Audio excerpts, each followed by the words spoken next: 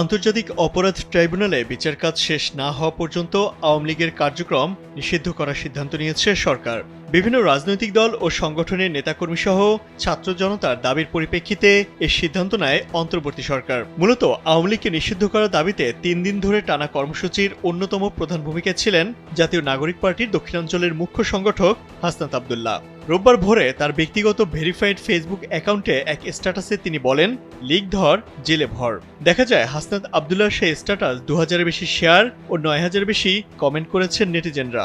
এর আগে শনিবার রাতে আওয়ামী লীগ নিষিদ্ধের খবরে সামাজিক যোগাযোগ মাধ্যম ফেসবুকে দেওয়া প্রতিক্রিয়ায় হাসনাত বলেন, আওয়ামী লীগকে নিষিদ্ধ করা সহ ছাত্র জনতা ঘোষিত ৩ দফার একটি দফা বাকি থাকা পর্যন্ত ছাত্র জনতা রাজপথ ছাড়বে না। তিনি বলেন, আমরা ৫ আগস্টের অসমাপ্ত কাজ শেষ করতে এসেছি।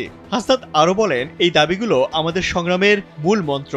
এগুলো কোনো রাজনৈতিক ছক নয়, এটি শহীদের রক্তের বিনিময়ে গঠিত দাবি। প্রিয় সংগ্রামী সহযোদ্ধারা, আপনারা ঐক্যবদ্ধ থাকুন, কোনো ষড়যন্ত্রের ফাঁদে পা দেবেন না। দাবি আদায় না হওয়া পর্যন্ত এই আন্দোলন চলবে বলেও জানান হাসনাত আব্দুল্লাহ।